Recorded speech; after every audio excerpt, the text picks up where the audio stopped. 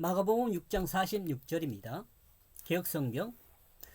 무리를 작별하신 후에 기도하러 산으로 가시니라. 제가 번역한 내용입니다. 그리고 그 자신들과는 작별했다. 그는 기도하기 위하여 그 산으로 향하게 되어졌다. 그러므로 우리는 구약의 홍해를 건너기 전의 상태를 생각해 보면서 본문을 해석해 보기로 하겠습니다. 이는 출애굽기 14장이 배경이라는 생각입니다. 뒤에서는 애굽 군대가 쫓아오고 앞에서는 홍해가 이스라엘의 갈 길을 막고 있습니다. 그리고 이스라엘 사람들은 모세에게 불평을 쏟아놓고 있습니다. 우리가 애굽에서 당신에게 구한 말이 이것이 아니뇨. 이르기를 우리를 버려두라. 우리가 애굽 사람을 섬길 것이라 하지 아니하였느뇨. 애굽 사람들을 섬기는 것이 광야에서 죽는 것보다 낫겠노라. 14장 12절입니다. 이제 모세는 기도합니다. 이때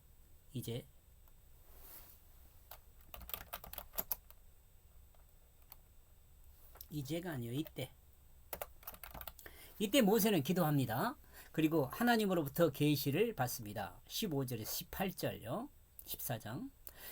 결과적으로 이스라엘 진의 앞에 행하던 하나님의 사자가 옮겨 그 뒤로 향하였습니다. 즉 하나님의 임재하심의 상징이었던 구름 기둥이 이스라엘 진의 뒤로 옮기게 됩니다.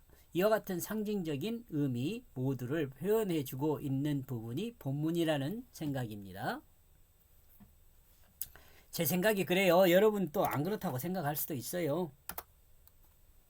예수님은 제자들을 먼저 바다를 건너게 하고 뒤에 남아 있음이 위에서 설명한 구름 기둥의 이동을 상징적으로 표현해주고 있다고 볼 수 있습니다. 예수님은 아마도 출애굽 과정에서 홍해를 건너기 전을 생각하고 있었던 것으로 보입니다. 또한 이렇게 보인다는 것은 제가 보는 거잖아요. 근데 이 연장선에서 생각할 수 있습니다. 또한 이 내용은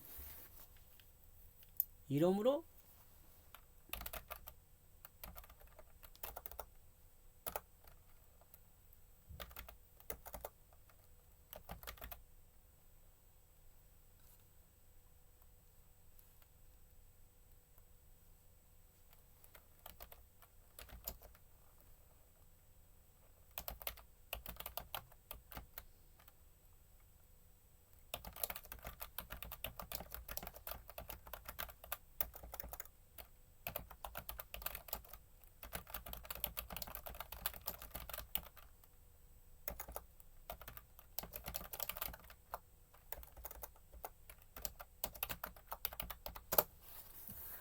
출애굽기 내용을 좀 더 구체적으로 생각해 볼 수 있는 거죠. 즉 뒤에서 쫓는 애국 군대가 없다는 원인으로 인하여 예수님의 설득에 아무런 반응이 없었고 예수님은 하나님의 사역 역사의 시간과 장소를 따라 그들의 자유로운 선택을 뒤로 하고 예수님은 가야 할 길을 가고 있음을 볼 수 있습니다. 제자들도 좀 강권적으로 해서 보냈잖아요. 배를 타고 갈 수 있도록. 이 시대를 살아가는 우리에게도 이와 같은 일이 있을 수 있습니다. 구체적인 현상을 가진 애국 군대는 없습니다. 우리의 뒤를 쫓는 존재는 없는 것처럼 우리가 느낀다는 말입니다. 또 구체적인 홍해는 우리 앞에 없습니다. 즉 구체적으로 우리가 가야 할 확실한 길을 모르기 때문에 우리 앞에 홍해가 있는지 없는지도 모르는 상태라 이 말입니다. 우리의 문제는 하나님이 원하시는 길을 모르는 것이며 또한 우리의 길을 모른다는 것이 문제이죠.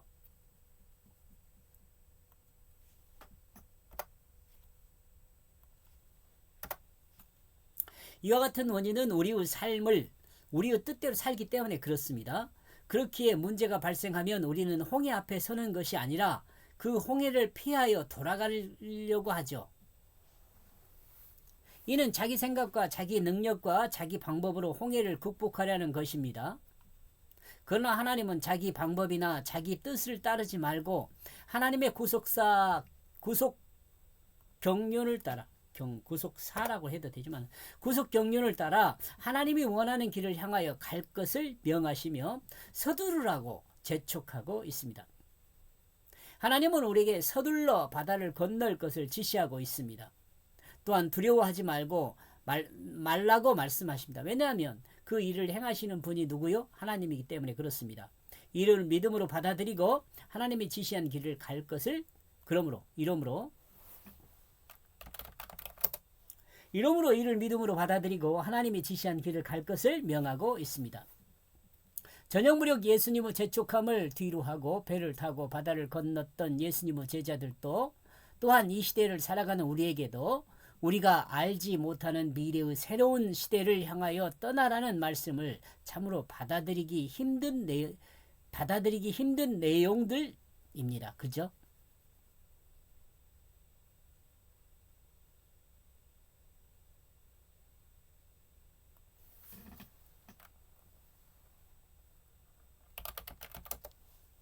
우리가 참으로 받아들이기 힘든 내용입니다. 특히 믿음이 없이는 더욱 그러합니다.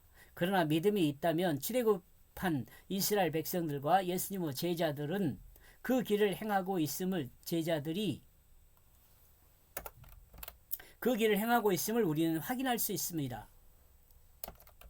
이러므로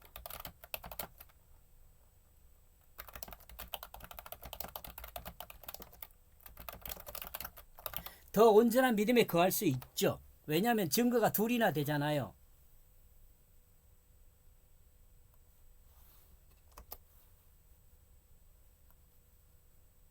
이스라엘 백성과 예수님의 제자들. 이러므로 우리는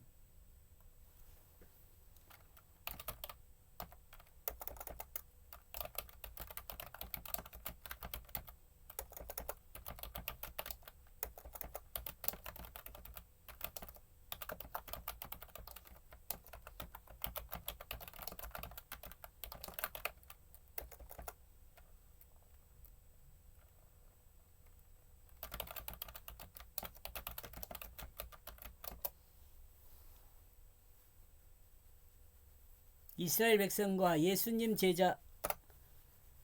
제자들의 증거를 성경으로 알고 더 온전한 믿음에 거할 수 있습니다.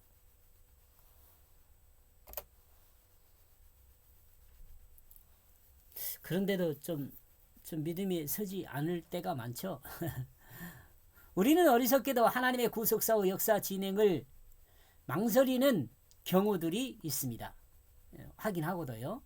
즉 자신의 역사를 자신의 의지와 능력으로 극복하고 진행할 뿐 하나님의 역사를 진행하지 않는다는 말입니다. 우리 자신의 일을 하지만 하나님 일을 안 하는 거죠. 정작 우리는 하나님의 역사를 진행하는 사람이 되어야 하는데도 말입니다. 정작 그리스도인인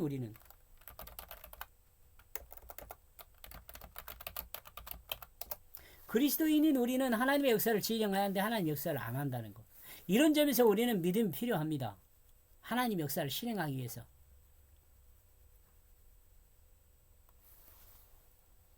이런 점에서 우리가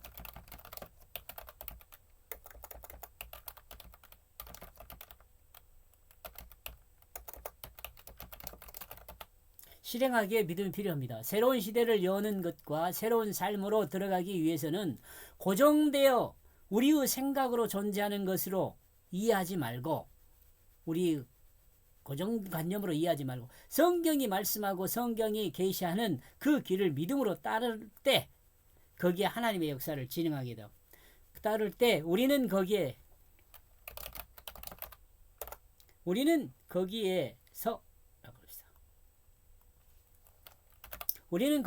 하나님의 역사를 진행하게 됩니다. 왜냐하면 하나님은 인간을 도구로 사용하기 때문에 그렇습니다. 또한 인간은 하나님이 사용하는 도구가 되었을 때 가장 큰 역사와 기쁨을 이룹니다. 이렇게 해서 46절요. 그리고 그 자신들과 작별했다. 예수님이죠. 그는 기도하기 위하여 그 산으로 향하게 되었다. 예수님입니다. 예수님은 무리를 보내고 기도하러 산으로 가셨다. 여기까지 보겠습니다. 고맙습니다.